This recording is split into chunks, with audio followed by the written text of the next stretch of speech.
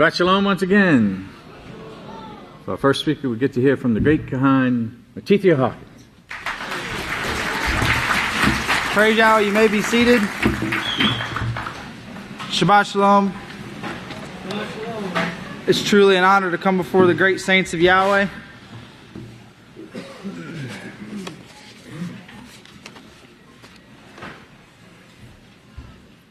If you will, I'll be turning over to Psalms chapter 8.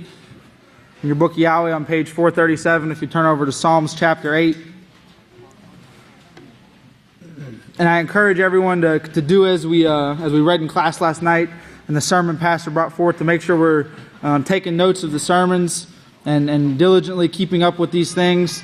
And parents, as teachers and guards of our children, we should be making sure when we go home in the evening times and Sabbath evenings, check your children's notes and see how they're doing in their progress and in righteousness, to make sure they're, keeping up with their notes, because they could just be drawing pictures or something. But as long as it's righteous pictures, praise Yahweh. But try to keep up with the notes that your children are taking, so you can maybe help them in their note taking. Because it's really important, as Pastor brought out before, about even with the preaching and publishing of the message, that those two things allow the knowledge to soak into your mind. And with note taken and you're transcribing, it helps that message and the knowledge increase, rather than just coming and sitting and listening to Pastor to actually write down what he's saying. In Psalms chapter 8, and the title of my sermon today is, Yisrayl Hawkins will be in Yahweh's kingdom, will you?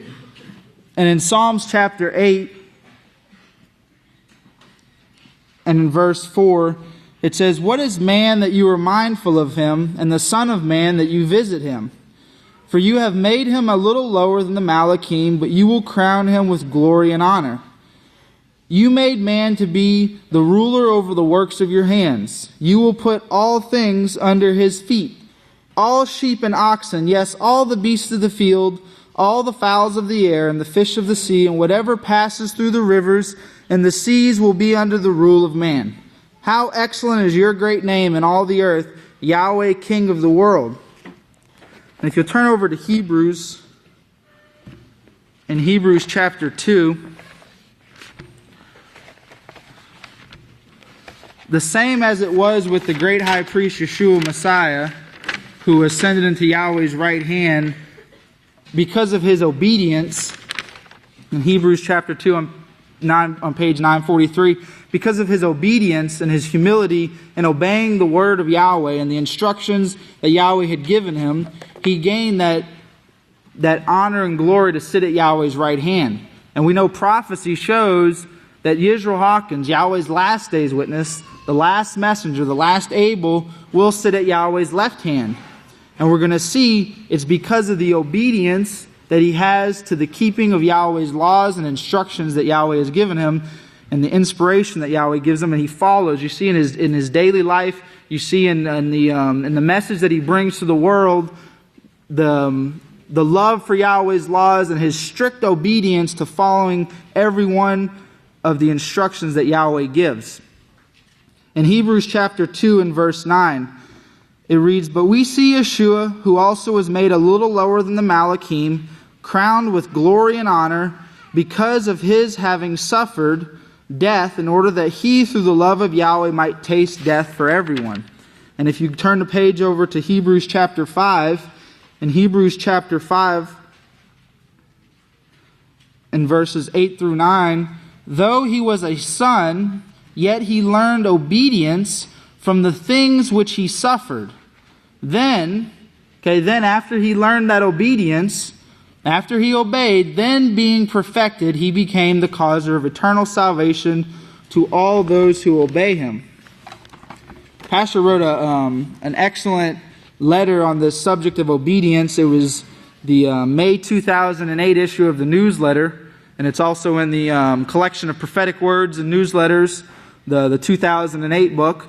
And he wrote in this article, in this letter that he wrote not only to us but also to the world, he said, My dear friends, obedience is the number one ingredient to life eternal, yet it's the very least practiced among the religions or the religious world. Okay, because you see, and throughout this article, Pastor, he went here to show that Yahweh had the plan in the beginning, as shown in Yachanan 1 through 5, that in the beginning was the plan of Yahweh. And you see how in the world today, amongst the religious world, so-called religious world, that they don't obey the instructions given by the Creator Yahweh. Pastor goes on to write that obedience to Yahweh brings life. Okay, obedience to Yahweh, to His every instruction. Let's turn over to Deuteronomy chapter 8, found on page 154 of your book of Yahweh's.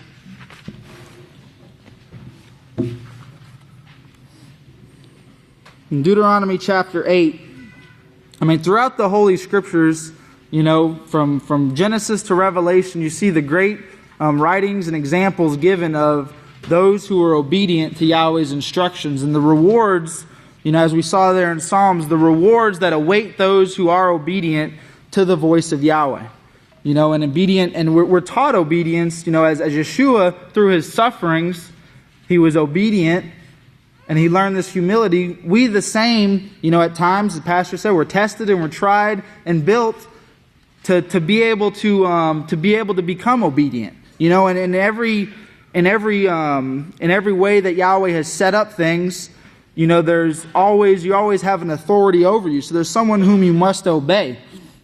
Whether it's a child having to be obedient to their parents and to their teachers, or whether it's a worker having to be obedient to their employer or their supervisor or their manager, or a wife being obedient to her husband, or husbands being obedient to the priest, and the priest being obedient to pastor, and pastor being obedient to Yeshua and Yahweh. And this is why that pastor will be at Yahweh's left hand, because he is obedient to the instructions that Yahweh has given him. Praise Yahweh.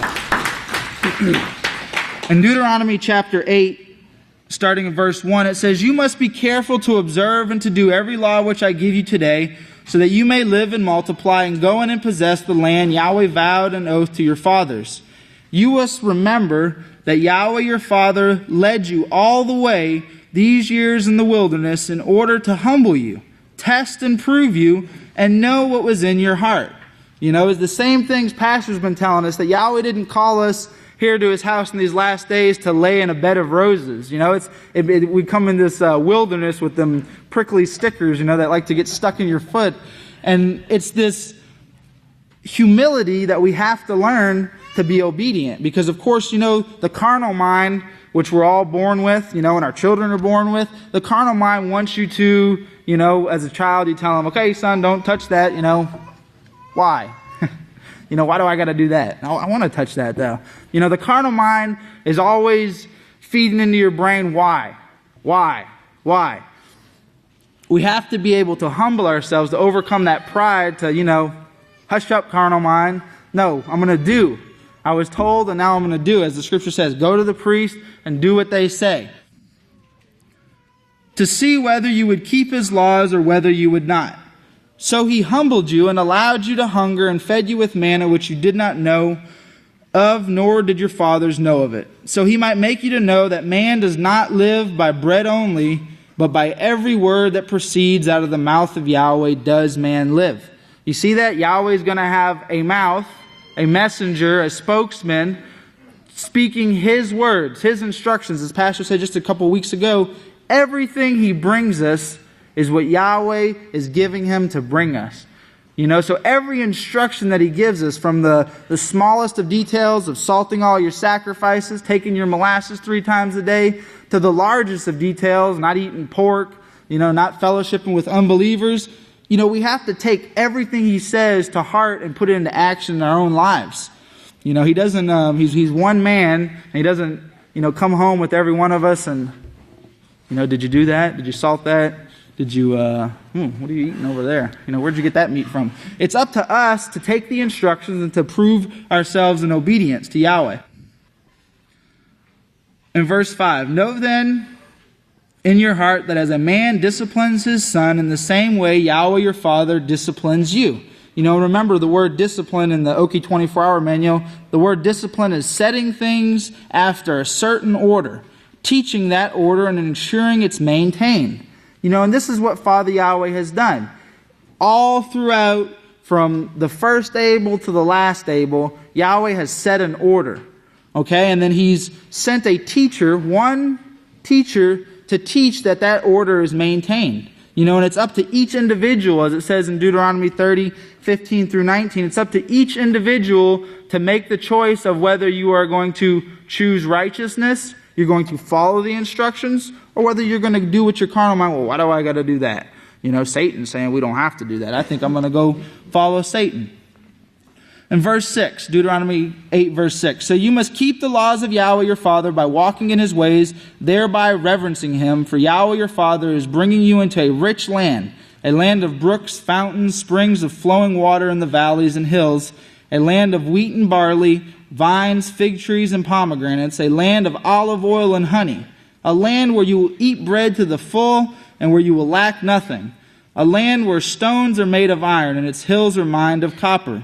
When you have eaten and are satisfied, then you must bless Yahweh your Father for the rich land He has given you. Beware, now here comes the warning, the message of warning. Beware that you do not forget Yahweh your Father by not keeping His laws, His judgments, and His statutes, which I'm giving you this day. Beware that you don't turn in disobedience. You don't allow the carnality and the carnal mind to get you to choose another way other than the way of following that straight and narrow path that Yahweh set into believing into the one He's sent. In verse 12, for when you have eaten and are satisfied and have built beautiful houses and live in them, and when your herds and your flocks grow large and your silver and gold increases and all you have is multiplied, then you will become proud. And you will, remember the scripture says, pride comes before the fall. You will become proud and you will forget Yahweh your Father, who brought you out of the land of Egypt from the house of bondage. We must never, Pastor, don't ever forget the blessings that Yahweh has placed upon us. And at times, we allow, as he wrote in the second book of Yisrayl in the Going on to Perfection series, at times we can allow the day-to-day grind to drag us down. But we have to make that determination in our mind that we're not going to be drugged down and allow Satan to drag us back into the world by forgetting Yahweh and the blessings that He gives us. Whether it's just the blessing of being able to breathe and live, or, whatever the blessings may be. But there's always, even those who, I don't have any blessings, Yahweh, He doesn't bless me any. My truck keeps breaking down, whatever it might be. But we do have blessings, and if you looked amongst your brethren, you see the blessings that we have, even just to be here on this day to rejoice and to be able to be taught by the great teacher. There are millions of people, millions, soon to be billions, who they would give you everything in the world to be able to switch places with you. So don't take advantage of your calling, or don't neglect your calling. Don't be where, I'm not blessed, and man, these tests and trials are too much to bear. Remember what the people in Yeremia said? They told Yeremia the prophet, when we worshiped the Queen of Heaven, man, things were great. Things were awesome. Now we got this priest up here telling us what to do and how to live our lives, and we can't eat pork. Come on, pork's one of the best tasting meats. It's easily available. But they did not think of their blessings. They became proud, as it says right here. Then you will become proud, and you will forget Yahweh your Father, who brought you out of the land of Egypt from the house of bondage, who led you through the great and terrible wilderness of fiery serpents and scorpions, through the thirsty land where there was no water. And how many of you can think of, before you were called to Yahweh's house, how many times Yahweh actually protected and led you to His house? Because if it hadn't been for that protection, none of us would be here. Who brought forth water for you out of the rock of flint, who led you in the wilderness with manna which your fathers did not know of, that He might humble you and test and prove you, so that in the latter end it might go well with you. As Daniel, the prophet Daniel said, he who endures unto the end. It's not going to be the one who quit and gave up and, I'm too tired of being obedient. I'm too tired of following Yahweh's instructions. I'm just going to do what I want to do. That's what Satan wants you to do. Do what you want to do, Keep asking why. Why do I got to do that? Why? Why do I got to do that? Then you might say in your heart, it was my own power and the strength of my own hand that gained me all this wealth. I knew Yahweh before Yisrael Hawkins taught me about Yahweh. Really? Why didn't you start the house of Yahweh? Because you didn't know Yahweh. You might have known of a name that someone said Yahweh, but you didn't know Yahweh. Only through Yahweh's house, which is only one house of Yahweh that He's established through His one mouth. It says, by every word that proceeds out of the mouth of Yahweh, only through that messenger do we learn of Yahweh and His great laws. Without it, we're lost. But then you must remember that it is Yahweh your heavenly Father who gives you the power to acquire wealth, for in this way He confirms His covenant. He vowed on earth to your fathers as it is this day. The same with the great prophet Yeshub, whom had much wealth and gain, and possessions and family. And when he lost all those things, he never forgot Yahweh. Remember that example. He did not forget Yahweh because he knew that it was Yahweh who gave him all those things. Well, Yahweh had the power to take them from him. And he knew it must have been something to teach him some lesson, and he endured through those things. But if he would have just, did as some encouraged him to do, why you got to do that? Just curse Yahweh and die. Do what you want to do. He would have never gained that great honor that he's going to have when he's resurrected. Remember the scripture says some will be resurrected for honor, and some are going to be resurrected for eternal death. Let our resurrection, Yahweh willing, we don't have to be put in the ground, but if we do, let our resurrection be amongst the great saints who lived before us, a resurrection of honor. Live your life in honor to obedience to Yahweh's laws by believing into the one sent. In Deuteronomy 8 verse 19, if you by any means ever forget Yahweh your Father by following after hinder gods, Elohim, to serve and worship them, and it's not getting you a statue of Buddha or whatever god that you choose to worship and putting it up on your mantle. That's a form of doing it, but it's not just that. It's by, I don't, pastor said don't drink. Well, I don't really think that I have a problem with drinking, so I'm going to keep on drinking. Or he said stop watching television. Surely there's some righteousness. Isn't the world a mixture of righteousness and evil? I'm just partaking of the righteous entertainment. The mixture is what causes the confusion as we see in the world today. I testify and witness against you this day that you will surely perish. And this is what Yahweh's last day's witness is going to witness against us if we forget Yahweh. And how do we forget Yahweh? By becoming proud and arrogant and thinking we have the better way. That our mind is leading us in the right direction. The Lord came to me in a dream last night and told me to do whatever I wanted to do. Thank you, Jesus. This is the mentality of Christianity. To just do whatever feels good, whatever feels right in your own eyes. And it takes a strong person to push down that carnality and to humble yourself to a lowly okie and to listen to Yahweh. To listen to Yahweh speaking to you. In Deuteronomy 8 verse 20, you shall perish just like the nations Yahweh is destroying in front of you because you would not obey the voice of Yahweh your Father. You see here, Yahweh has a messenger. He has a voice, a spokesman. And because of disobedience to that person, and if children think, well, I don't obey my parents, but I would obey pastor. If pastor came and told me to clean my room, well, I would clean my room up.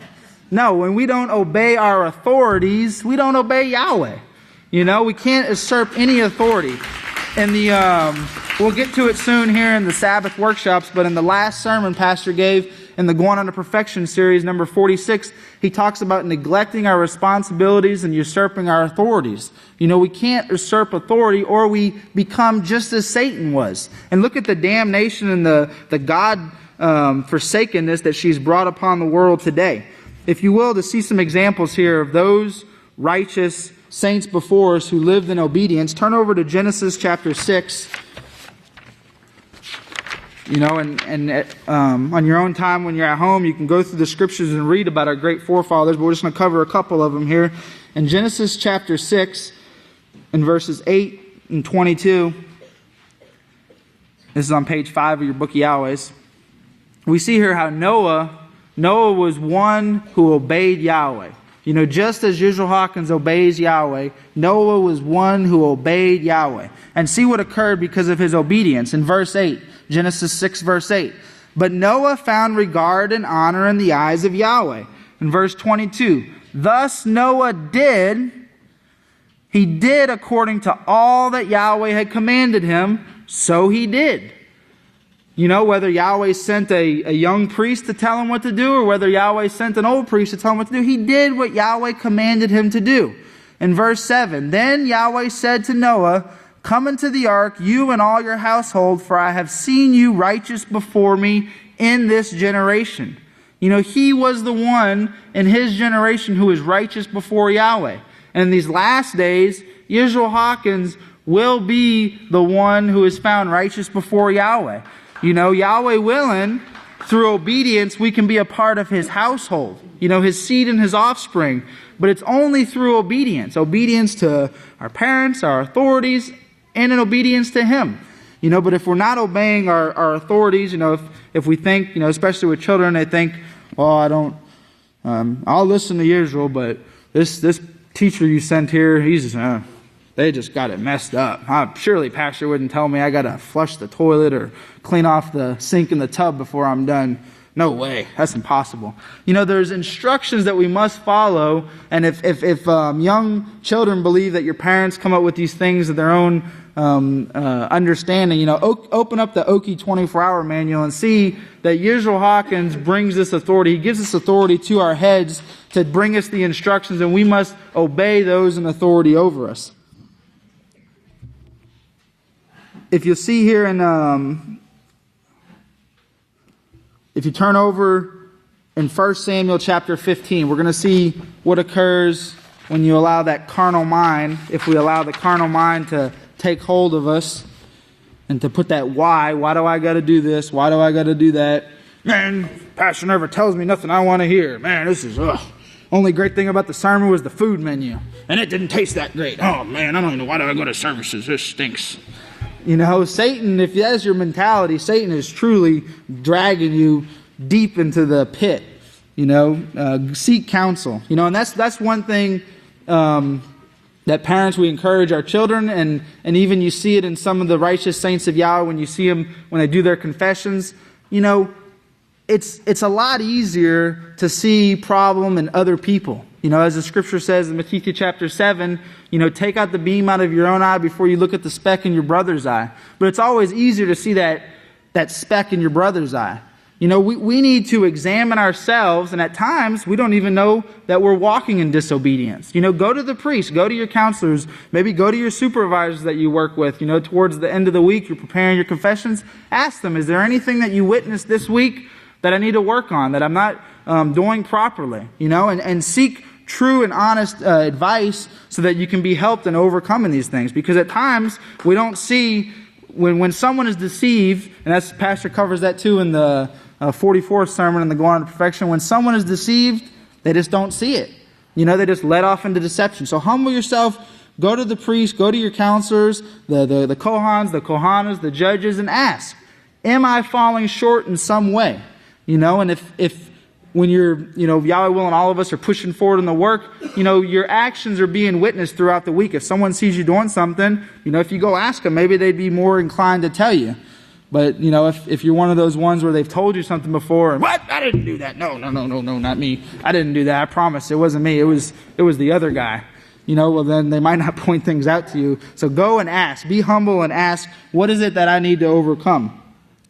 We see here in 1 Samuel chapter 15, verse 1, Samuel said to Shaul, you know, so here's Samuel, the voice of Yahweh, the one sent to give instructions.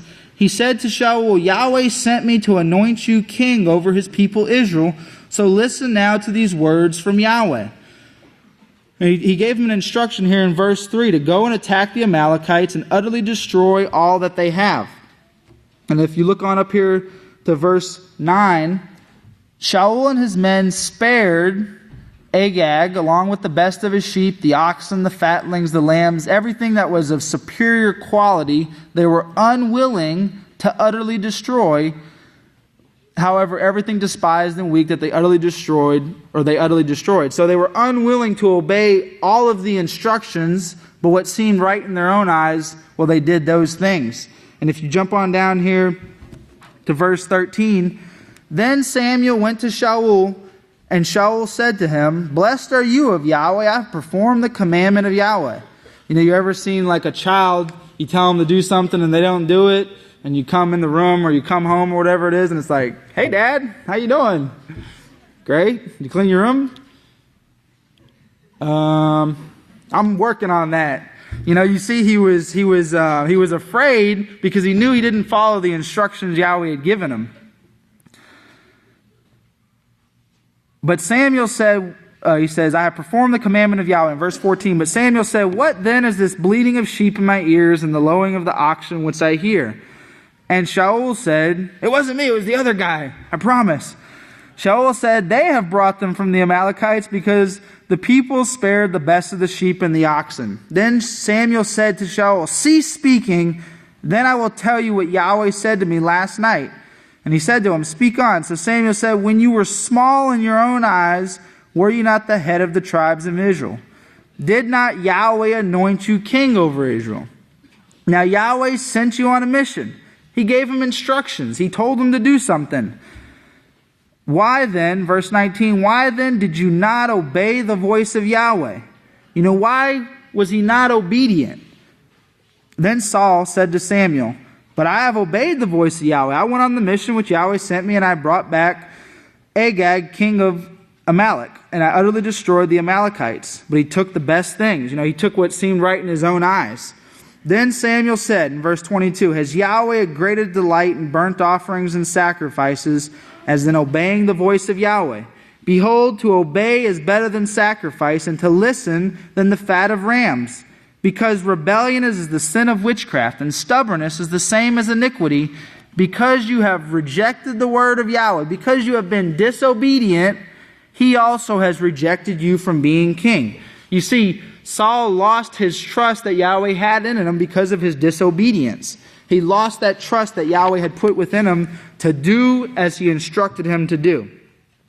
In closing, if you'll turn over to Deuteronomy chapter 28. It's so important, brethren, that we continue to be obedient to Yahweh's every word. As Pastor wrote in that newsletter, the May 2008 issue, obedience is the number one ingredient to life eternal. Without the proper ingredients, you know how bad a meal can taste, If you're supposed to have ice cream and you use dirt, it's not going to taste very great. In Deuteronomy chapter 28, verse 1 through 14, this is the blessings that await us for our obedience. And it will be if you will listen diligently to the voice of Yahweh your Father, by observing and doing all his laws, which I command you this day, that Yahweh your Father will set you high above all the nations on earth as his kings and priests. And all these blessings will come upon you and accompany you because you obey Yahweh. And we obey Yahweh by obeying our authorities. Remember, the authorities are those who are set there to make sure we're following certain things. So there won't be that excuse of, well, no one ever told me. That's one thing. We're never going to have an excuse. No one will be able to stand in the day of judgment and the sentencing and be like, well, Yahweh, Yisrael never told me that. He prints it all. He publishes it, puts it in tapes and sermons. The proof is going to be there, and the Malachim be like, whoa, whoa, whoa. In the book of Yisrayl chapter, he told you that exact thing. Oh, there won't be the excuses for disobedience. Blessed will you be in the city when you are obedient. Blessed will you be in the country. Blessed will be the fruit of your body, the produce of your ground, the young of your livestock, the calves of your herds, and the lambs of your flocks. Blessed will be your basket and your storehouse. Blessed will be when you come in, and blessed will be when you go out. Yahweh will send a blessing on your barns and storehouses. Yahweh will establish you as his holy people unto himself, to give us this great authority, as we saw last week, to go forth and teach the billions of planets throughout the galaxies, and it could even be trillions. Remember, the pastor said the universe is ever expanding. For if you diligently, in verse 14, for if you diligently observe and do all of Yahweh's law, then you will not turn aside from any of the laws which I command you this day, to the right hand nor to the left, by going after any god El to serve it. In closing, brethren, Yisrael Hawkins, he will be in Yahweh's kingdom. Will we be there with him? And if you all please stand, Yahweh bless your understanding. And I have the opportunity to turn it over to the great Kohan Zephaniah Hawkins. Hello, everyone. Please be seated. May the peace of Yahweh be with each and every one of you. We got some interesting stories today. The story about the bacon increasing your odds of getting pancreatic cancer by 19%. Now, what's interesting about that is there's 37,390 deaths from pancreatic cancer projected in the year 2012. So it's not a small thing. That's what Steve Jobs died of. A lot of famous people have actually died from it. Once you get it and they diagnose it, 95% probability you'll be dead in 5 years. And then the riots over the iPhones, and then we have a story by RT about the media being part of the establishment and how pro-war they are. They try to come across as if they're not pro-war. I don't have time to get into it right now exactly, but they really push war. They could stop these wars if they wanted to. And then the last one is Obama's roadmap is not a path to pacifism, and it will lead to Cold War with China. And this is an analyst who's talking about Obama's new plans for the military, and he's saying how this is, to him, and it's funny because these people don't really know what's going on because they don't know what the House knows, and they're not listening directly to us, a lot of them, but they can't figure out why they're doing what they're doing. And I was looking up this roadmap, Obama's roadmap, because it's not really actually a title of something. It's a general term meaning his plan. But I came across an article that's from 2008, and it says, Top Obama Advisor Signs On to Roadmap to War. And this was printed in 2008, before Obama was elected president. And he was commenting on, he's a columnist named Jim Loeb, but he was commenting on an article called Stopping a War with Nuclear Tehran. And he was surprised about this report that was signed on by a man named Dennis Ross, because he said this report outlines a plan by this think tank to go to war with Iran. And he was surprised that Dennis Ross would sign it because he was associated with Barack Obama. And he said, I would see John McCain signing this, but I can't see Barack Obama signing on to this. And he says, if Dennis Ross becomes part of Obama's administration, we're in trouble. That's basically what he says. And then Barack Obama was elected president, and Dennis Ross became an assistant to Hillary Clinton. So, but what this report says in it is, and this is backing up what Malachi Martin has said about the U.S., about the Catholic Church going after anyone who won't worship the Queen of Heaven. And just one little excerpt from this report. It says, to convey his seriousness both to Iran and to the international community, the new president, and of course they hadn't determined who it was at this time, and as this man said, this is something he would expect McCain to do, but not Obama, and Obama ended up putting this person who approved this report into power under Hillary Clinton. The new president should begin building up the U.S. military presence in the region and see how these plans actually came to pass. This is what's so great about the internet. You can find these little things from the past, and in hindsight, see how it fits exactly the prophecies. We knew them in advance. Building up the U.S. military presence in the region, the first day he enters office. Specifically, this would involve pre-positioning additional U.S. and allied forces, deploying additional aircraft carrier battle groups and minesweepers, and placing other war material in the region, including additional missile defense batteries, upgrading both regional facilities and allied militaries, and expanding strategic partnerships with countries such as Azerbaijan and Georgia. All this occurred in order to maintain operational pressure from all directions. The report goes on to note the presence of U.S. troops in Iraq and Afghanistan offers distinct advantages in any possible confrontation with Iran. And this is an interesting point. Okay, having these troops there offers a distinct advantage. The United States can bring in troops and material to the region under the cover of Iraq and Afghanistan conflicts, thus maintaining a degree of strategic and tactical surprise. In other words, these wars in Afghanistan and Iran are so that they can keep their aircraft carriers there so that they can make a surprise attack on Iran. And that's really the purpose. That's why we're dragging this thing out. It allows us to excuse these things. But the real reason is, what it gets into here is, in other words, this is what he says, if Tehran is not eventually prepared to permanently abandon its enrichment of uranium on its own soil. This is written in 2008, and this is exactly what's occurred. A position that is certainly to be rejected by Iran. Okay, they're not going to abandon their enrichment of uranium. He says that. He says they're not going to do it. Then war becomes inevitable, and all intermediate steps, including direct talks, if the new president chooses to pursue them, will amount to going through the motions, presumably to gather international support for when push comes to shove.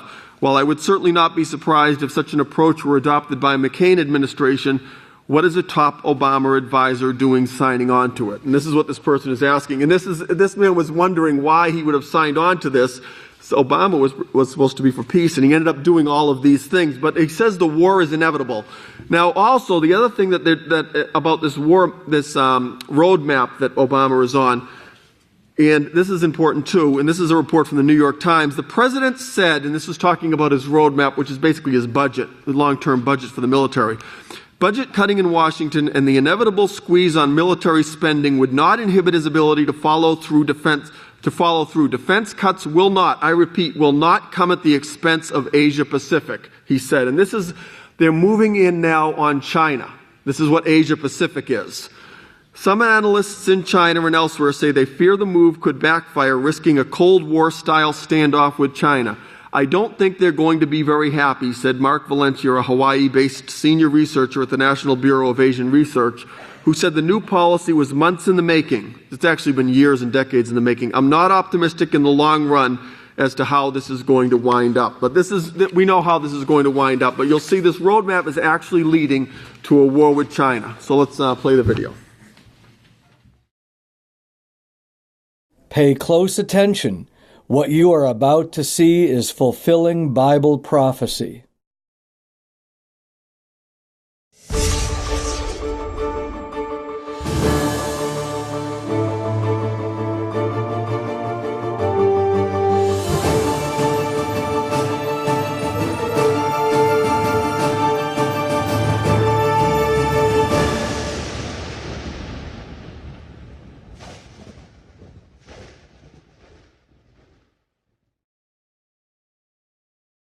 Welcome to another edition of YPN News, bringing you news as it relates to Bible prophecy. Jeff, it seems like the parasites in pork are at it again. That's right, Katan. Bacon is the breakfast meat of choice for many people. However, the latest study published by the British Journal of Cancer is from researchers at the respected Karolinska Institute in Stockholm, Sweden. The new study shows evidence that eating just 2 slices of bacon a day can increase a person's risk of developing pancreatic cancer by almost 1/5. Now, researchers found if someone eats as little as 2 ounces, the equivalent of 1 sausage or 2 slices of bacon, it raises their risk for acquiring the disease by 19%. It's also important to note that pancreatic cancer is the 4th deadliest form of cancer, having only a 5% survival rate after 5 years. Wow. Now, customers scuffled with security and others pelted Apple's Beijing store with eggs after being told the launch of the iPhone 4S was canceled. Crowds formed overnight after Apple had said that sales will begin at 7 a.m. local time. Apple then enraged buyers by abruptly canceling the launch just 2 hours before the scheduled release. Most customers refused to leave and demanded an explanation. One customer said, "I'm suffering from cold and hunger, but now they won't sell. Why?" he asked. Another customer said, "I've been waiting since 4 o'clock yesterday until 7 o'clock this morning. Apple's broken a lot of Chinese customers' hearts. A lot of us will be very disappointed at Apple." Now, there were fights between customers and security staff until police arrived. The crowds finally left the store around 10 a.m. local time. Now, Apple says it decided to put off the launch because there was customer chaos. Now, a U.S. and Israeli-led war with Iran looks inevitable. Or is it? Well, as reported by RT, American mainstream media is being blamed for a buildup in the people's minds that when it comes to Iran, war is the only solution. With a military standoff brewing in the Straits of Hormuz and sanctions looming over Iran's nuclear program, it's a sensitive time. Many hardline speakers of U.S. mainstream media seem to be pushing their audience to believe that war is inevitable. Views like there's really 2 options. 1, bomb Iran, or let Iran get the bomb. And the better way to prevent Iran from getting nuclear weapons is to attack its nuclear weapons program directly.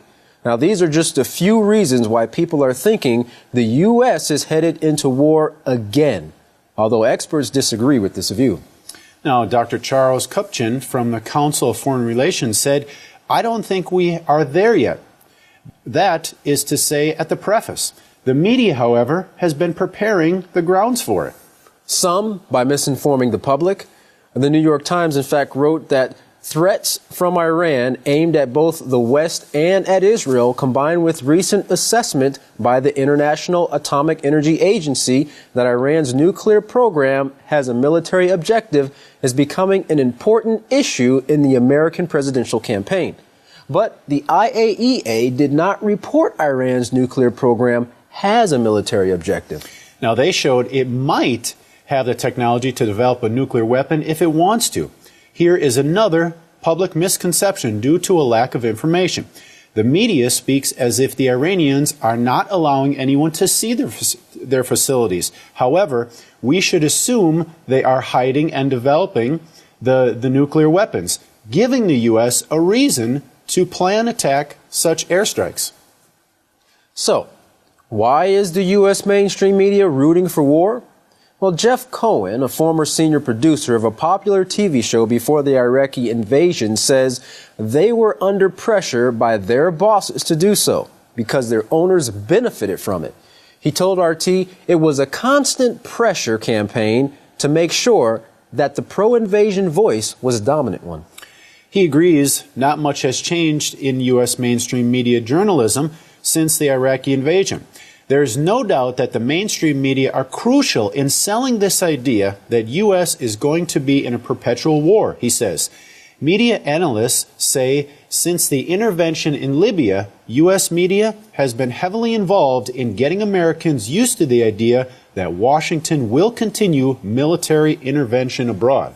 Robert Perry said, I worked at Newsweek as well as AP and other major U.S. news organizations. And what I saw, especially at places like Newsweek, was that this idea that the media was actually part of the establishment, that American people were to be guided more than informed. Now, talking wars has become more common among most American media. So much so that when the White House announced it wanted to begin negotiations with the Taliban after a decade of unresolved war in Afghanistan, saying, you have to have a political solution at some point, the words political solution came across as unheard of. That's right. Fox News reporter Shepard Smith showed his disbelief, commenting, peace talks with the Taliban? It's come to this? Tell me more about these peace talks. That may sound a little weird to some of our viewers. It seems the words political solutions don't belong in the U.S. media vocabulary for two main reasons. Well, one, the idea that conflicts with other nations can be solved through peaceful dialogue is boring, which does not get high ratings. And second, some very powerful people are behind the scenes pushing for this war is great journalism. There's nothing new. This, of course, is nothing new, If we go back more than 100 years to 1898, we can see how the American public opinion was swayed toward war with Spain over Cuba. William Randolph Hearst, the multimillionaire and leading newspaper publisher, falsified the reason for a sunken American ship in the Cuban harbor, reporting it was caused by the Spanish, when in reality it sunk because of a coal bunker explosion. Hearst made the call to his illustrator in Havana saying, you furnish the pictures and I'll furnish the war. More than 100 years later, the phrase still sounds relevant, but it doesn't have to be this way. And some argue political solution, although not popular words in the media vocabulary, is better than war and death. Now we turn it over to our correspondent Larry McGee, bringing us up to date on the events in Washington. Larry? Thanks, Katan. The Obama administration unveiled an extensive new budget plan this week that has many people scrambling to understand exactly what it represents for the United States and abroad. Bryant Becker, co-director of the Answer Coalition, interviewed for Russia's RT News, assessed the budget plan as a sort of throwback policy, which basically reflects American thinking the first decade after the Cold War conflict, which, curiously enough, found America similarly involved in multiple overseas conflicts, one of which, in fact, was Desert Shield, with many people believing the latest American efforts in both Iraq and Afghanistan to have been miserably unsuccessful, both militarily and politically. This recent measure being proposed by the administration is being viewed as an effort by the U.S. to regain its poise and regroup, and has been described by President Obama himself as nothing more than a representation of the American goal of maintaining its military supremacy. With the Congress, however, which has been doggedly hostile to everything Obama, most are wondering whether or not the budget even stands a decent opportunity for passing. Yet, for its agreement with the Pentagon's current perspective, most believe it will. On the question of whether or not, at some point, the president, who has developed a reputation with some for changing course, might reconsider the budget stipulations and go another route, the sentiment is once again that the budget is so in line with the military establishment and its present objective to extend the American empire throughout the world that the political pressure which usually underlies those sorts of reconsiderations simply won't be there. In the final analysis, it's important to note that the budget doesn't propose to cut military spending, but merely slows its projected growth, feeding a slow and steady approach, which in typical chess-like fashion pictures the American empire already looking past its current conflict with Iran and roaming over the Pacific Asian continent to confront and eliminate its next and biggest competitor, the People's Republic of China. For YPN News, I'm Larry McGee. Katan, Jeff, back to you. Thanks for that report, Larry. Stay tuned for our next program where Yisrayl Hawkins explains Bible prophecy. From all of us here at YPN News, I'm Jeffrey Heimerman. And I'm Katan Alexander. Thanks for joining us.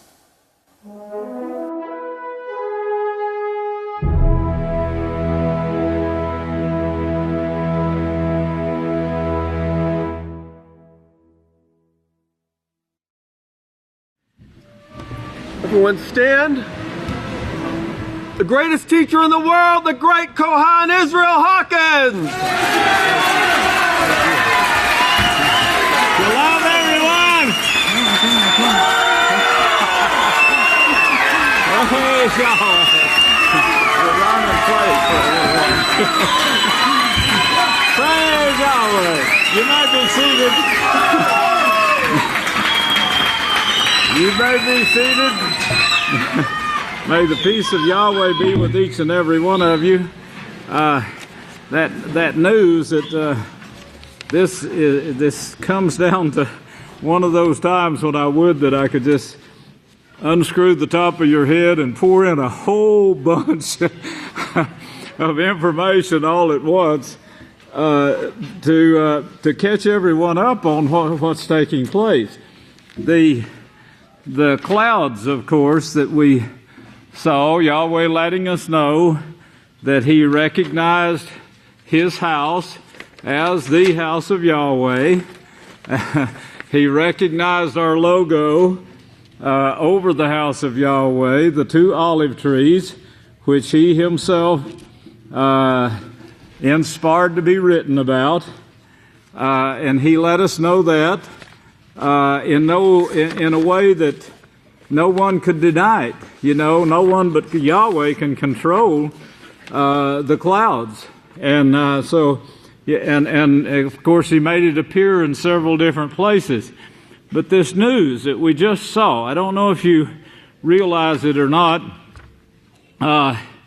what is taking place here, but they are getting lined up for war. Now, President Barack Obama, is getting blamed, of course, for this from the foreign stations, but it's not really.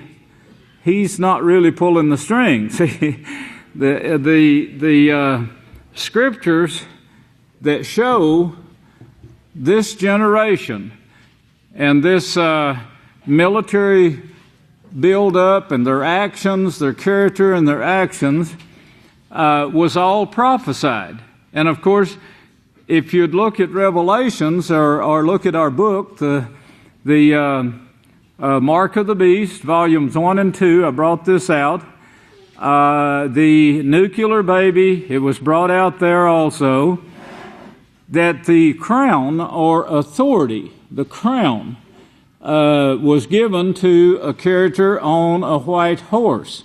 But we can see from his actions, this white horse, which is supposed to represent righteousness, which it does represent righteousness, But he, like all of his ancestors, are not following the righteousness. But the crown, which means authority, the authority is given to him by Satan the devil. And we'll get that in detail. If everyone will just tell your friends to stay tuned in, I'm going to bring it to you in detail. But the Vatican that sits on 7 hills, the city that sits on 7 hills, is given this authority. And she's the one that's pulling the strings today to do everything in this country. What they're going to do, and don't realize it unless they've read our book, is that they're going to kill 1/3 of the population over that fourth part of the earth in and around the great river Euphrates. But it won't stop there. The wars are going to continue. They're going to hit the United States, who the Vatican is usually using mostly because it's the strongest roving nation, a Roman nation. It's the strongest of the what was built called the Roman Empire, then became the Holy Roman Empire. There again, you see the leadership of the Vatican, not the President of the United States, but the leadership of the Vatican telling them what to do. The armies stand on her part. Remember that, Daniel 11:31. But also remember this: 20% of Americans are now mentally ill. Now that's the ones that they know of and are registered. 20%. This article, according to the result of a new government report, 46 million Americans, this is Americans, or about 1 in 5, have been diagnosed with such a disorder during the last year. That's just during the last year now, 46 million. 46 million. U.S. Substance Abuse and Mental Health Services Administration puts the total of Americans having a mental illness at around 20%, with young adults now, young adults ages 18 to 25, even more likely to be diagnosed at a rate of 30%. Now, you know, if you realize what's going on, the world is getting worse. The sickness, the disease is getting worse. As this quartet was prophesied, and we now have it, as the Vatican that sits on 7 hills was prophesied, and we have it, as the nuclear bombs was prophesied, and we now have it, we also have the sickness and disease that Yahweh said would be present at this time period. This time period. It's also called the last generation. Now, that news, I want to elaborate. While what this news is going on is showing us the destruction, the sickness and destruction that is taking place.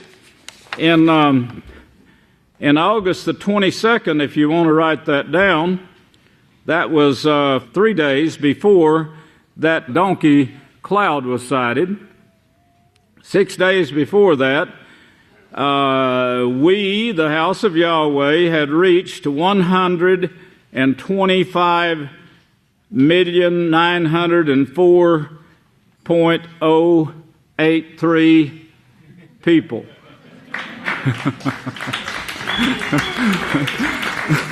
That's more than the mentally ill in the United States. Now, today, let's see, August 22nd. Yes, August 22nd till January the 13th. That is how many we reached in that time period. They let us know that we'd reached them. The book, I want to keep bringing your attention back to one of the writers of the Catholic Church, Malachi Martin, who wrote The Keys of This Blood. I tried to get all of his interviews. I don't know if I got all of them or not, but I know he brought this out in The Keys of This Blood and his interviews, that the plans of the Vatican. was to bring forth war against everyone who wouldn't worship Mary. Now, what they want you to believe is this Mary, they want you to believe that she was the mother of the Savior. However, the scriptures show that the Mary they worship is the bloody Mary that makes war, not the Miriam that brought forth Yeshua by birth. And she was a very righteous woman that kept the laws of Yahweh. Remember, Yahweh said, I showed you last week, it's not satisfactory that man makes man in his own image alone. That man alone is used. That's not satisfactory. Woman must be used too in the manufacturing of this righteous being. Praise Yahweh.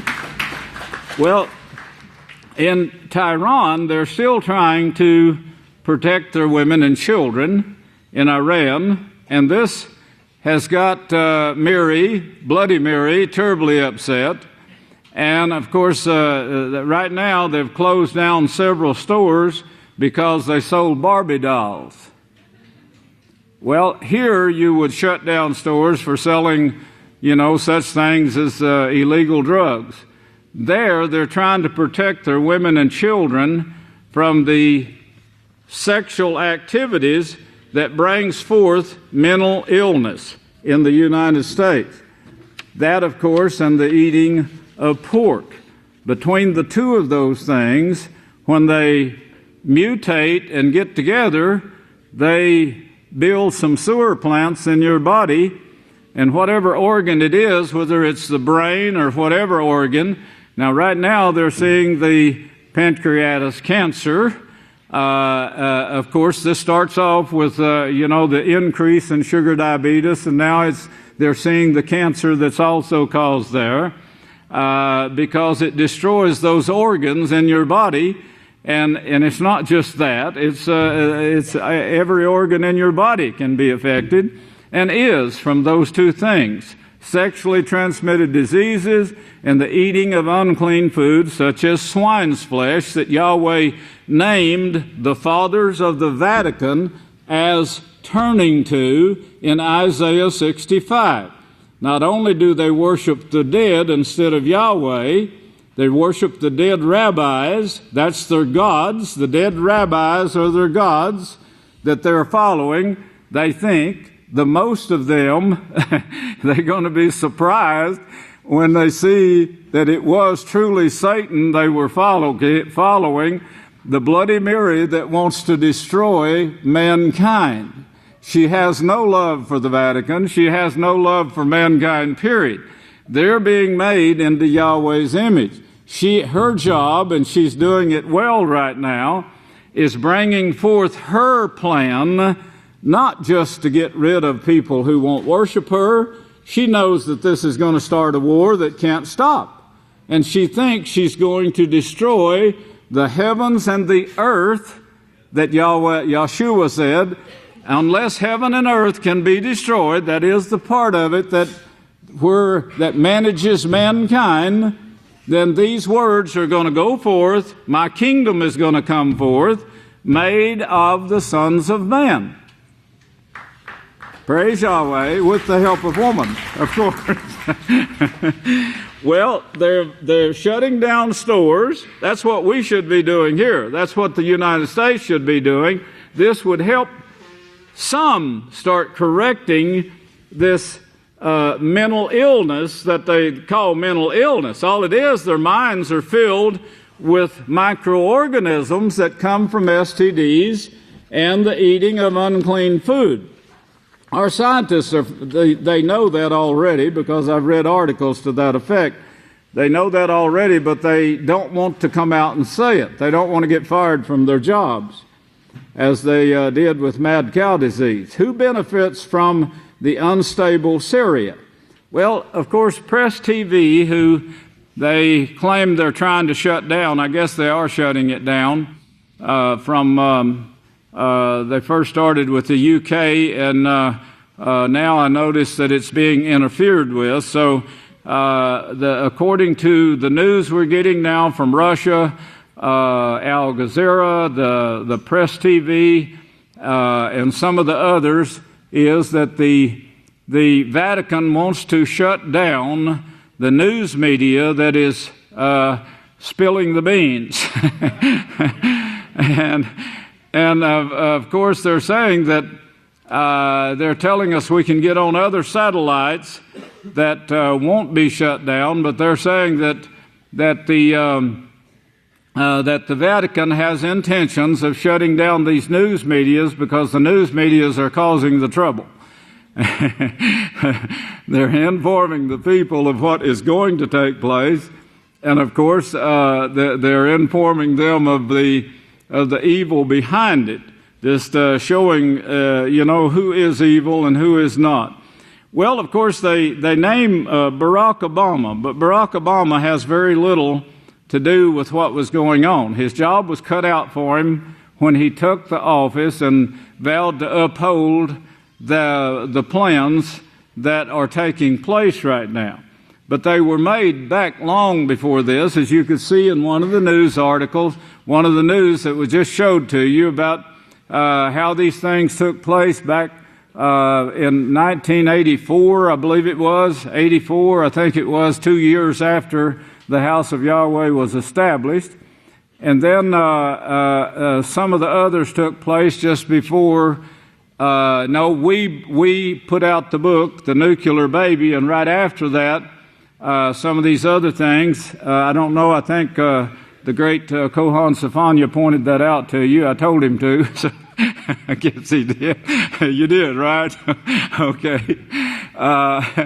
But these things that we're prophesying, that Yahweh prophesied, including his appearance to us in the clouds, recognizing his house, letting everybody in the world that has I'm just wondering if NASA is picking up this writing in the sky over the house of Yahweh. I hope they are. I know that there's instruments out there stronger than NASA's. There's eyes out there that are stronger than NASA's telescopes, believe it or not. They can see this writing, and they know that this belongs to Yahweh. And that's what he said. That's what he said in the note that he put over the house of Yahweh. This is my house. Hands off. Leave it alone. The United Nations Security Council held prolonged talks on Tuesday on a Russian proposal on Syria, which would keep Syrian President Bashar al-Assad in power until elections are held without getting closer to a resolution.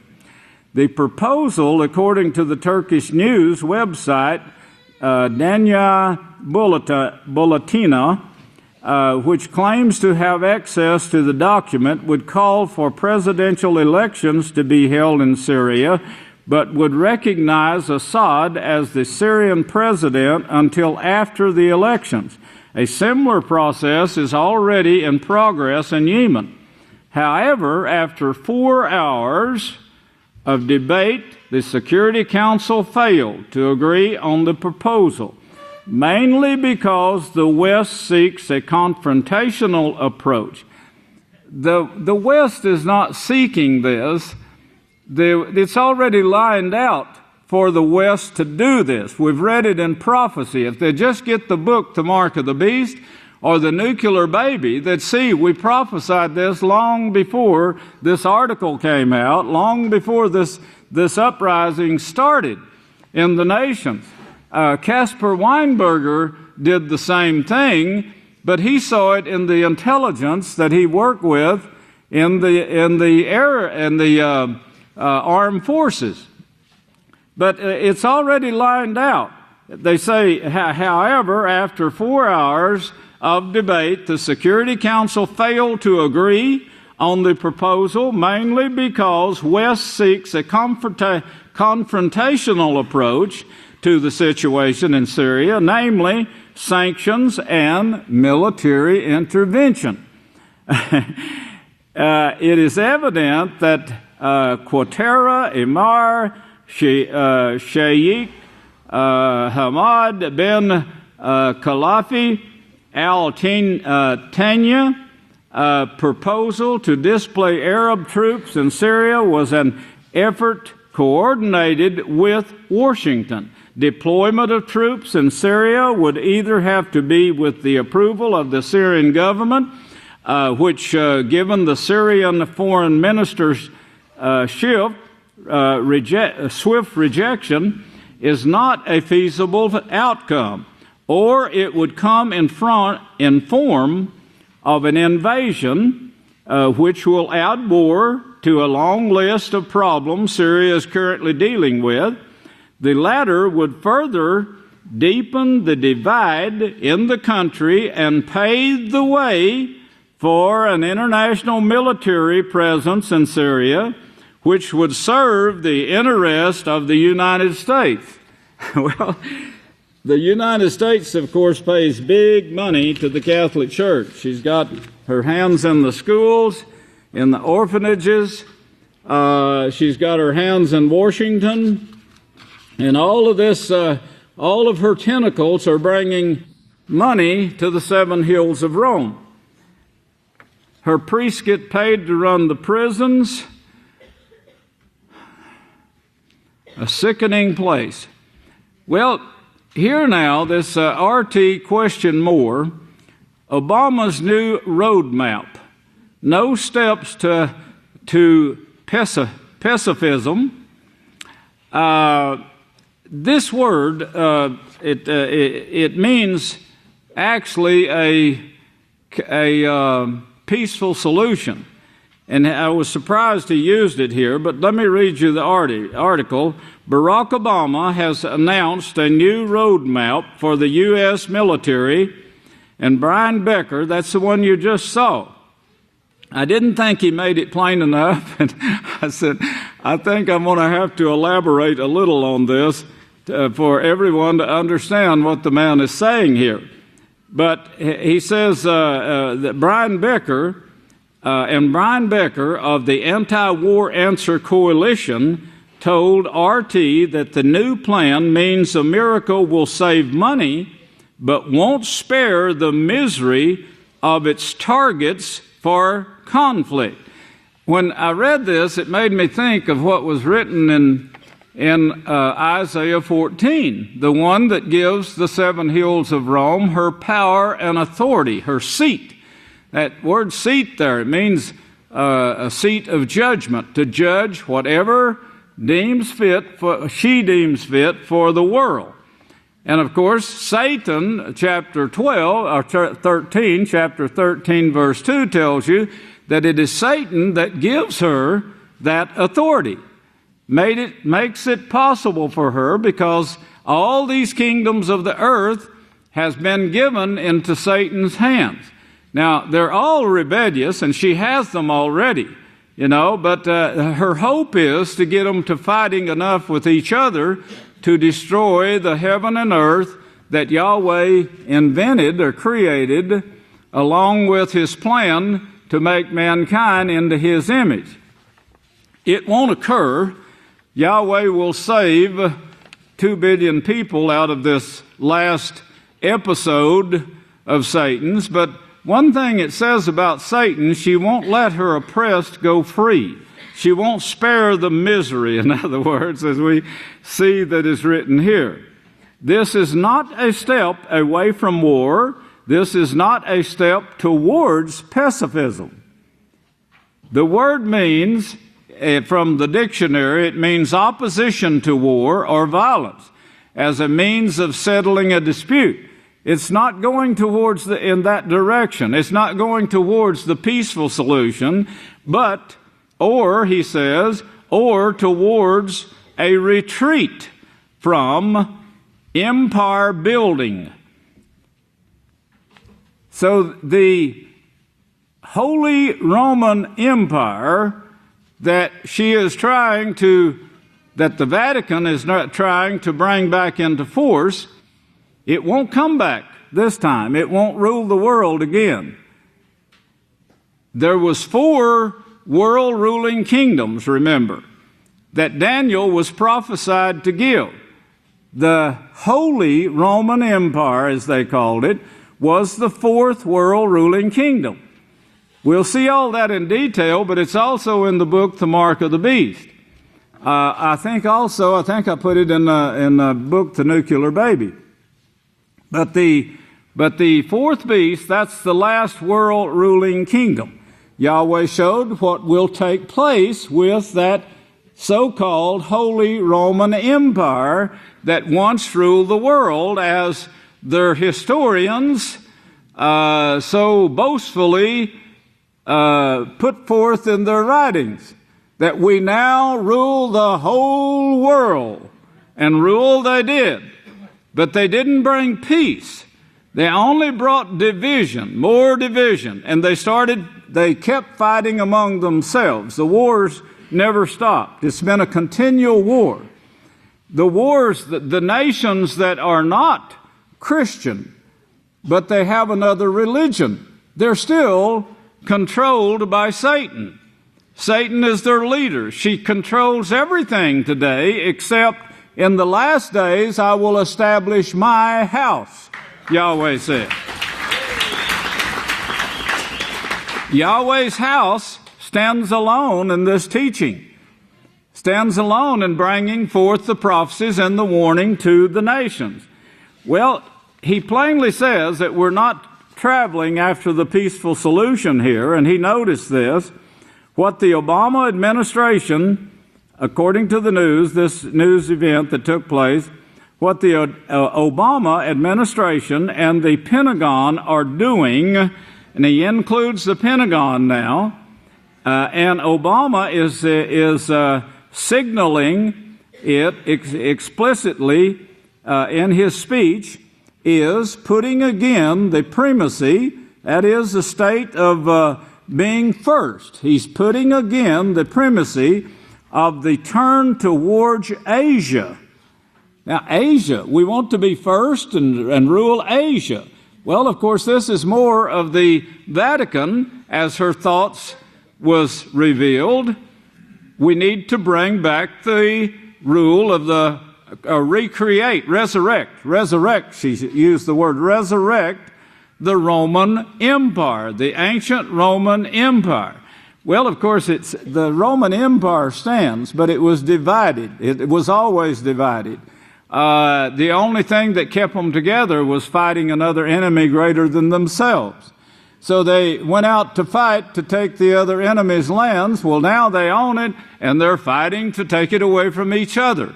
The war never stops. It's the character that they have. The character education is a character in war and fighting. It's not a peaceful character that the Savior said, you must have to enter my kingdom. He said, the people rule. The people of the world, they rule, they fight. Continual war, brought forth by Cain, continual war. But he says, you can't be this way. Your righteousness has to bring peace. It has the same thing that he brought and taught and lived. He's the perfect example of righteousness. Yeshua was. That's what he says, and he is pictured on a white horse too. But this one is real, not a false one like we're seeing on from the 7 hills of Rome, that is bringing forth war, led by Satan, under the control of Satan. In fact, as Yeshua said, your teacher is Satan the devil, and whatever she bids you to do, that is what you're going to do. If you would believe that and see what she's doing today, it's the instructions of Satan, also shown in Isaiah the 14th chapter. How are you fallen? You who weakened the nations, who made the kingdoms to tumble, to fall, and wouldn't let your oppressed go free. They wanted to go free. They wanted to pull loose from the system. And that's what they did. There was never peace within the system. There was always push to go to the schools of higher learning and bring your money to the big whore that sits on 7 hills of Rome. That's what the Scripture calls her. I didn't name her that. Chapter 17 of Revelations does. The city that sits on 7 hills is known as the great whore. Those who follow her, the Christian families that follow her, are known as harlots, the mother of harlots.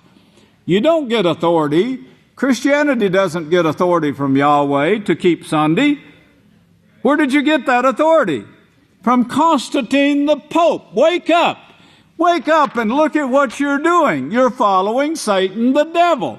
That's why she calls Rome, the Vatican, the church, the Catholic Church, the great whore, and those who follow her teachings, which one of them is keeping Sunday instead of the Sabbath. That comes from her, from Satan the devil. It's pushed and enforced by her instrument, the Catholic Church. Some of the Muslims keep, they say, the 6th day. Why wouldn't they turn and keep the day that the prophet said is of Yahweh? Because they don't want appointments with Yahweh. They want appointments with their gods. The Vatican worships the dead saints, and they teach that all over the world. You celebrate Halloween, that's one of the ways of worshiping the dead saints. It's also classified as witchcraft. Let me tell you something else that's classified as witchcraft. You need to study that word thoroughly if you haven't studied it yet. Hollywood is the biggest teacher of witchcraft on the face of the earth. And if you're watching the news, they'll have a Hollywood Minute or something like that, a Star Minute or something, where they put teasers. They flash teasers out. Women that are half-dressed, this is witchcraft. It's also called seduction, but it's called teasing. That's what witchcraft is. It's something to tease you into thinking something that you're not supposed to think. Yeshua said, praise Yahweh, Yeshua said, if you lust after someone else's property, you've already committed adultery. You've broken Yahweh's laws. So you become a part of the satanic family. Yes, you belong to whom you obey. And if you let your mind go to that lust, which that's what it's geared to do, witchcraft, that's what it's for. It's not a woman, an old woman sitting on a broom. No one could ever fly a broom. Don't be stupid. You know, they lead you into these things to cause you to think contrary, that's more witchcraft, cause you to think contrary to what it really is. What it really is the Hollywood movie stars causing you to lust, causing make-believe, putting you in a world of make-believe. The word church, it comes from the word Circe, from which you also get the word circus. Circus. Did you know the Catholic Church bought up the rights to all the circuses, all the world fairs? You know why they did it? Because they said it puts the people in a world of make-believe, and they have little subliminal suggestions throughout this whole thing to associate this fun, this gaiety, this delightment. That's all witchcraft now. Everything that I mentioned there, beauty is vain. Why do you think Yahweh would put that there for you? Beauty is vain. The true beauty is righteousness, keeping Yahweh's laws. It's not the glamour of Hollywood. The glamour of Hollywood, if you'll read the word witchcraft and bewitched, look that up too. That's what they're doing. They're bewitching you to thinking that witchcraft is an old woman riding a broom, cooking some concoction in a cast iron pot. What's she going to do with it? Sprinkle it on all nations? the witchcraft, the concoction that's coming forth from the Vatican, the 7 hills of Rome, is what's causing the mental illness in the United States. It's what's causing them right now to get lined up and ready for wars. I've got a pile of this right here that I could read you the whole thing, and I will just cover it in bits and pieces, but I need to bring you the scriptures too. But they are getting the idea. But I want to read it just a little bit more here. The primacy, and putting again the primacy of the turn towards Asia. That's first. Put that first. The turn towards Asia, which really is a turn against China. It's so neat here. Now, Malachi Martin, if you remember, China was one of the ones that he said Bloody Mary was going to make war against. He said all the Arab nations are going to suffer. He said this now before we ever entered Afghanistan. If you remember, the House of Yahweh was going to take the peaceful solution character education to those nations, had many of them lined up, Georgia, Azerbaijan, and a third nation, which was going to put us on television, and we were going to teach all the teachers in 1 week. And then, before we could get organized and get back, Satan brought the war in Afghanistan. And they told us, you can go, but you won't be coming back. They won't allow you to come back. Well, I wasn't about to leave the house of Yahweh permanently. So I said, well, if Yahweh opens the door, then that's fine. If he doesn't, then we will forego this till Yahweh does open the door. Well, he has opened the door for us to get the peaceful solution through to these people. They're getting it right now along with every other nation. And that came shortly after that time period. Praise Yahweh. And as I just told you, we're reaching them too. 175 million there in just a few days, few weeks. Now, the which he says really is a turn against China. And Malachi Martin named China. He named several other places too. But China is somehow here on the hit list of the Catholic Church. So I know that we're in the Persian Gulf, which just over the hill, so to speak, is China. China and Russia. And for a long time now, a defense has been is being built to protect the United States and their ships from attacks from China and Russia. So I'm not saying what they're going to do. I'm saying what the Scripture shows. I'm not saying Yahweh doesn't give us the details and how they plan on bringing this about. But you can see from the Scriptures what they're going to do. The ones in leadership, such as Malachi Martin, who was a writer for the Catholic Church and knew the plans of the Vatican, he brought it out in his book. And so far, those plans are coming right along just as he said they would.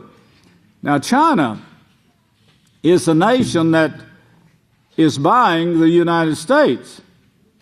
They have a lot of investors that is actually buying motels. I don't know how many in Abelin are owned by China, Chinese investors. But China, as Malachi Martin said, has managed to make money and hang on to their wealth. And he says, Mary don't like this. meaning the Vatican is not getting her share of the money from China. Well, China, of course, they didn't go union. And of course, if you know anything about the unions that brought America to its knees, and is still doing it right now, the union wages. The people in the 30s were glad to get work. And they did get a wage that they could survive on. Now, this was brought about by certain presidents that was in power in the United States at that time. But I remember my dad saying he worked for WPA. That was willing people or willing workers or something like that of America. He got 75 cents a day. And with that 75 cents, he could buy groceries and clothing at that time for his family, which was not that big at that time. There wasn't that many alive at that time. I think Mirabelle of my family and maybe Jacob was born at that time and alive. But he could survive. He said they could survive on 75 cents a day. Now, what occurred, wages increased, of course, as the nation became more jobs were created, and it started the discovery of oil and vehicles, and so the manufacturing picked up of all kinds. So people went to work. But then came the union. And the union said, if you'll join us, we'll get you higher wages. We'll have the workers drawing wages of doctors and the doctors drawing wages of the presidents and so forth. You'll just join the union. Now, they did this in the Philippines. And, of course, Dow, pineapple, the ones that raised the pineapples on those islands, this was a huge business. And the Catholic Church, it was behind this, and everybody knew it. They sent their cardinals there to set it up. And they talked the people into going union. The pineapple companies said, we can't pay this kind of wages that you're demanding. We'll have to shut down. We can't compete with the rest of the world. And the rest of the world could sell it at a certain price. They had to compete. The United States was competing at that time with China. Had no problems. It was later when the unions came in and started destroying America like they did the Philippines. And they talked everyone into going union. The pineapple company shut down. The people went on welfare. They started getting food stamps, of course, living on food stamps. And then comes the same thing here in America. But it grew, and America was strong, so it survived it for a while.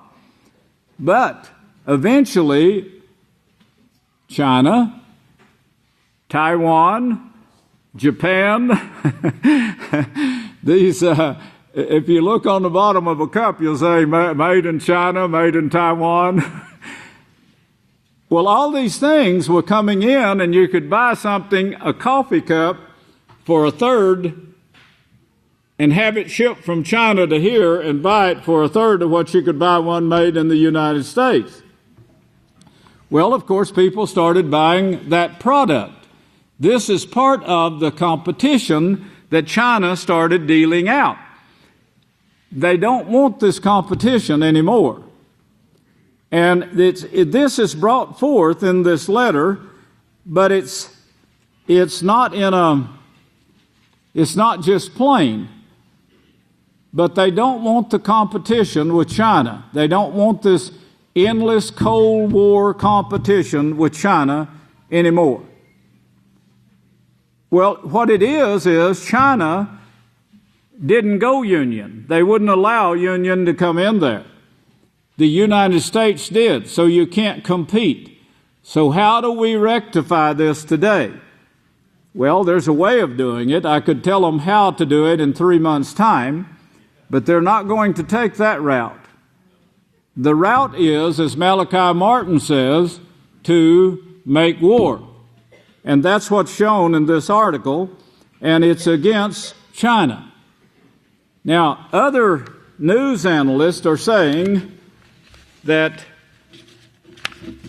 they have plans on starting a war somewhere else, but they know it's going to wind up, like Caspar Weinberger brought out in his book, The Next War. They know that this is going to involve every nation on earth, and they are somehow willing to take that chance because they're saying, like the Crusades, stop fighting among yourselves, come join us, and us take our enemy's wealth. And that's the same thing that's being preached today. We will be wealthier. We will have everything we want. We'll have all the oil. Don't hurt the oil now. Remember, the scripture said that very thing. Don't hurt the oil or the lifestyle. But we want the wealth. We don't want the competition. We can't fight this competition. China keeps getting richer. She's buying up more property in the United States all the time. I'll have to get the statistics on that now, but it's enormous, the amount of land and businesses that is owned now by foreign countries who have sold their products to the United States, took the money that they got from it and buying the United States. So to get rid of this enemy, the way they have it planned and the way this article says is military intervention. The way it's said is not as plain as what I said it. But he didn't know either about the prophecies or the plans that Malachi Martin revealed in his book, The Keys of This Blood, and also in his interviews. May Yahweh bless you, and I'll turn the services back to the next speaker. I love you!